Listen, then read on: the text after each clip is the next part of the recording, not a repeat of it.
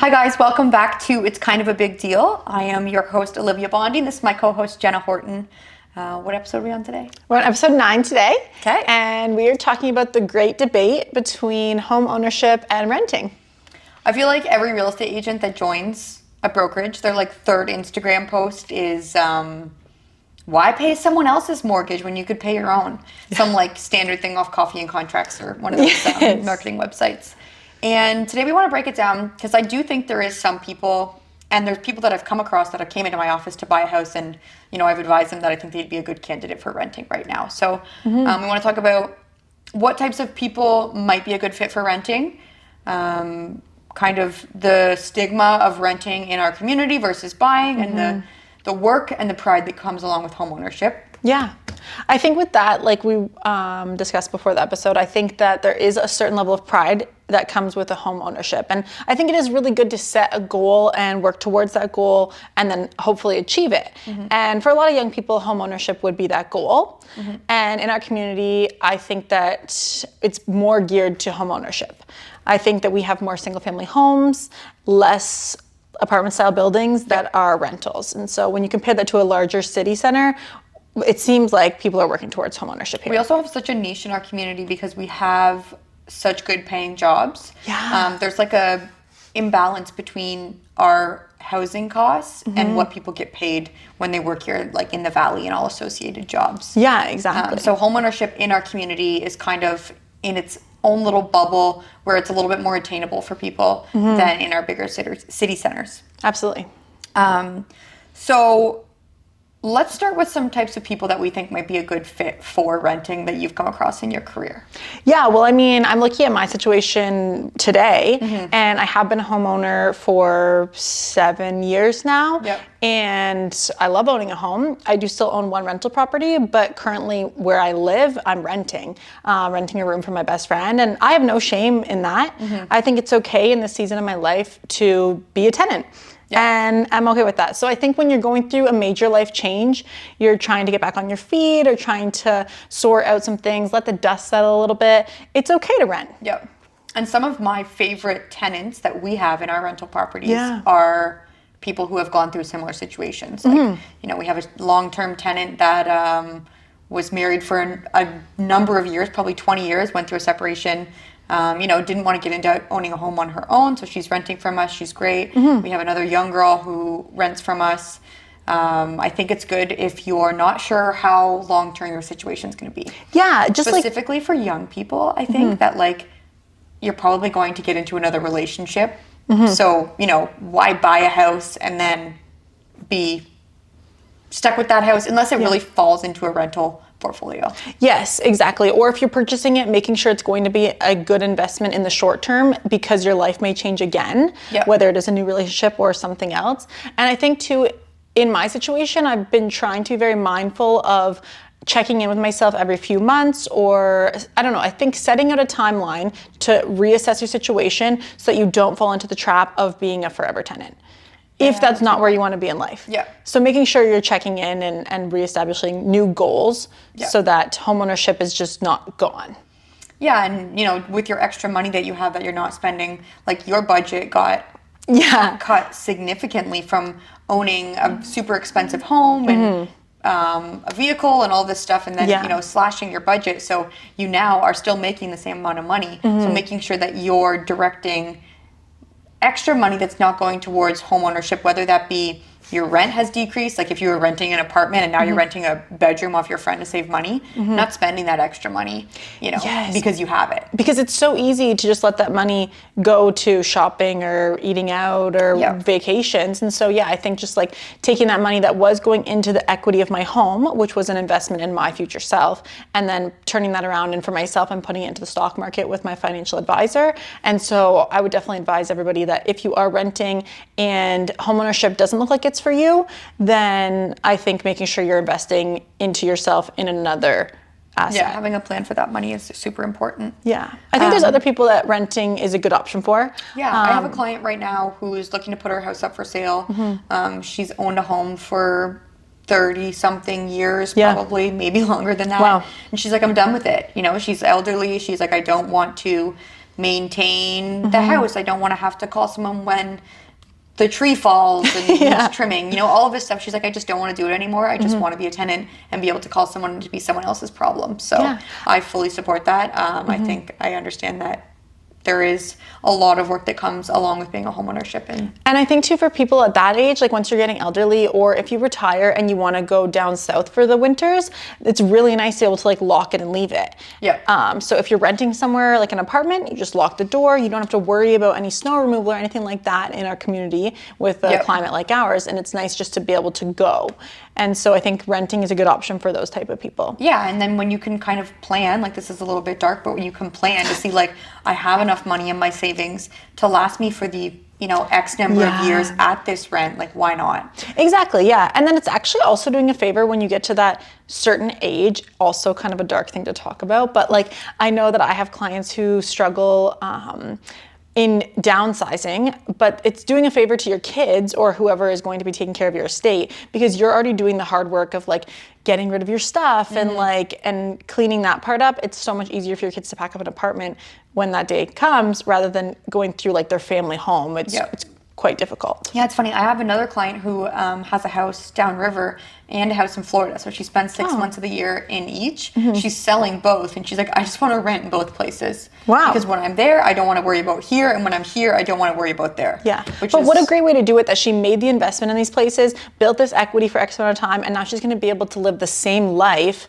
but someone else's problem. Yeah, without the responsibility. Yeah. And now she's at the age where she wants to free up cash to be able to give it to her kids. Right. While she's still living and when they need it and when they're starting their lives. So. A living inheritance. I love this. We should definitely do an episode on that. We should do an episode on that. I think this is even more popular in big cities where buying a home is more difficult and your down payment is significantly more. A lot of people are getting gifted money from their parents for that initial investment versus waiting for it when, our parents pass. Yeah, exactly. And I think too, like talking about who is a good candidate to be a tenant, I think it also ties into living at home for as long as you need to.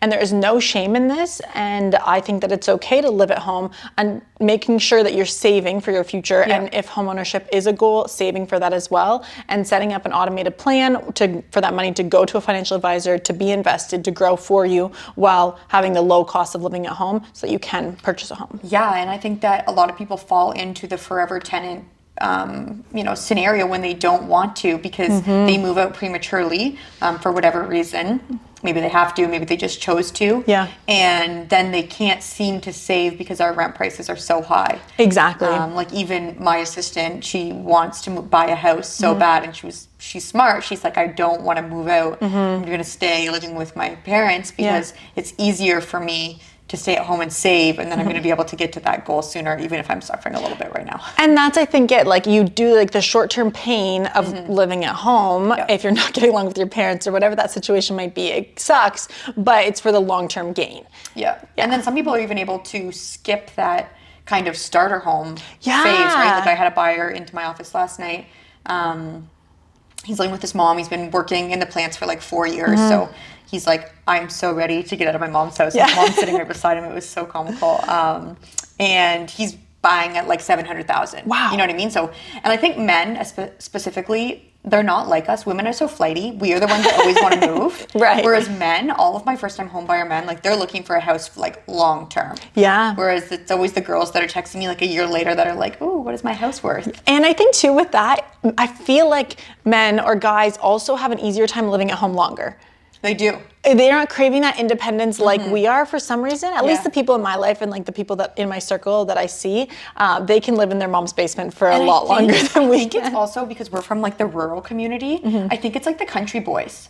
Yeah. Like naturally, like when I think of my brother-in-law, like he was quite old when him and Tor bought their house, and they absolutely skipped the beginner stage. You're right. Like, they waited at home. They both did. They were like, I left the house before my older sister did. Right. And, now they have 100 acres. They have the farmhouse. They have all of the things. They're forever home. They're forever home, and they will never move. Yeah.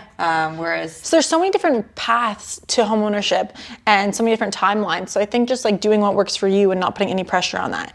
Yeah. Absolutely. And keeping in mind that the type of home that you buy is specific to the amount of work that you're going to have. Like there's a varying scale. There's a condo. You can buy a condo in the Seaway Center across the street. That's literally minimal maintenance. Like the easiest type of home ownership that you could absolutely have. And then there's probably like a townhouse should be a step up from that. Yeah, small yard. Small yard. You have a little bit more house to maintain. Yeah, you know, but someone does the snow. Someone does the snow. Someone cuts the grass. The exterior maintenance is usually included, windows and roof, and you know, depending on the condo corp. And then you have a new build. Like friends of ours that own a new build, I'm jealous. Like. When I went over to your place the other day, the only thing I could find to do was to pull some weeds in the front yard. Yeah, and like I probably should have already done that. But yes, it is nice when you have like we call it like a basic bitch house, like just a cookie cutter home in a basic neighborhood, and like the only thing in the backyard is grass. So it takes 20 minutes to cut the grass and weed whip, and then you're done. Whereas like coming from the house that I used to own, which was 12 acres and a ton of property, and like it takes me 5 hours to cut the grass. And like there's always something happening. And then to this point as well with your house, like when we're advising people on home ownership, some people stay in a tenant position because they're scared of the maintenance with a home. And in your situation, like if someone was to buy your home as their first home, it was built in like 1800s. Like it's so old, you're going to have issues. The maintenance is nonstop. And it's true that things aren't built like they're used to. You know, like when you look at the house, like it is solid, but like at the same time, like things have a shelf life, and like it's approaching 100 and whatever 60 years old, I think. So I think just like finding a balance there, like if you are comfortable being a tenant because you don't want the maintenance, then but you want to move into homeownership, I think finding a balance of like a house within your budget, but that doesn't need too much work, or you can see what the lifespan of these things are going to be. And knowing like when you get into it, having an agent that's going to advise you that like like everything that I own is built in the 1800s. I think everything except maybe my one in Petrolia. Right. And even still, it's like, and see that one's like probably the crappiest one. Because it was built like, maybe in between the era. era. That's like not like the great era. It's like it's just like shoddy. It's not like solid. Like when you go into the basement at the restaurant, like it has like true tree trunk beams, and like same in my house. Like that thing's not going anywhere. But the brick and all of those things around it need to be maintained. So just knowing what you're getting yourself into, it's so great that we're in the era of home inspections again, so we can have inspections done, so that you're well aware. And I always tell my buyers to treat the inspections as a honey-do list. Like when I bought my first house, I had a home inspection done, and it was like some silly things that weren't a deal breaker, but like I had the concrete guys they were going down my street, paving the road, and I waved them in with a case of beer. And they poured some cement along the side of my house to for my grading. You know, like all these different things that they didn't need to be done right away, but during the duration of me owning that home, I made sure they were all done so that when somebody else bought the house. It's also improving your investment, right? Like you're investing that money back into yourself, and that's going to pay off in the future. Okay, let's talk about the down payment assistance program. I was talking to someone about this, I think 2 days ago, and they had never heard of it before. It's such like a secret little thing in our community, and what a gift that it's there. So it's amazing. So we'll talk about it. I mean, we're obviously not experts in it, so make sure you refer back to the County of Lambton. But like we'd also be open to sitting down with anybody who is currently renting and curious about this, and we can go through the application form more in detail. So we have a program in our community that is geared for renters. So if you are currently a tenant and you meet certain income qualifications, I'm not sure off the top of my head what they are. You have to make less than $100,000. Is that what it is this year? Yep. And household. You have to household. So you and whoever's going to be occupying the home, like you and a spouse, make less than $100,000, and you can't have more than $100,000 in assets. Okay. But that's still so incredible. Like that's still a lot of money. And they will give you up to 10% of a down payment up to $300,000. It's a forgivable loan. Which is so incredible. If you own the house for 20 years. And you must occupy the home yourself. And so you cannot purchase this home and then move in with your significant other and rent that house out. You can't do that, unfortunately. And they will check up on you. So you need to own or occupy the home and for 20 years. And if you don't live there for 20 years, because it's quite unrealistic for a first-time home, you know what? I should correct myself. It's not just for first-time home buyers. You could be in a situation of owning a home, then getting into renting, and then wanting to get back into home ownership. It's not just for first-time home buyers. I think that would be a misconception. Because I feel like there's so many programs out there that are geared towards first-time home buyers and younger people, but this is open to anybody as long as you meet the requirements. So with that being said, they you likely won't live there for 20 years because not many people do. But then you just have to pay back any interest that you make on the money that the county gifted to you or loaned to you, lent to you.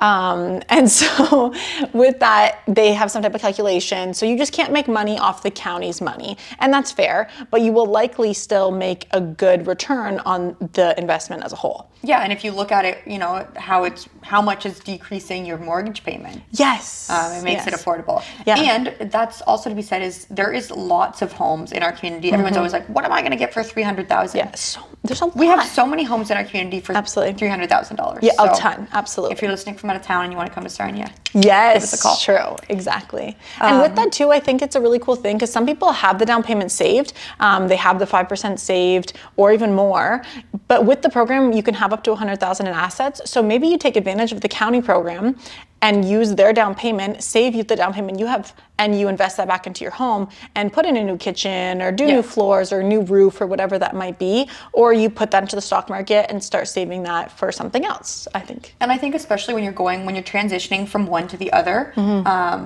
it's better for people to keep a little bit of an emergency fund. Yeah. Like I've had clients who have used in the past and they're like, I think they saved up 20%.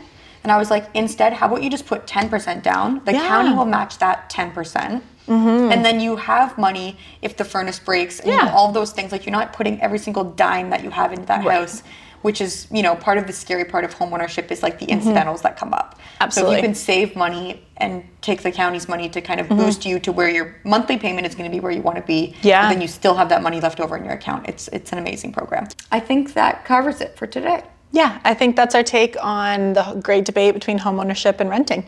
And I think, like we've said this before in all of our episodes, just don't feel the pressure of what everyone else is doing and stop to think about what feels right to you before jumping into anything. Absolutely. Okay, I that's agree. it. See you next week. See ya.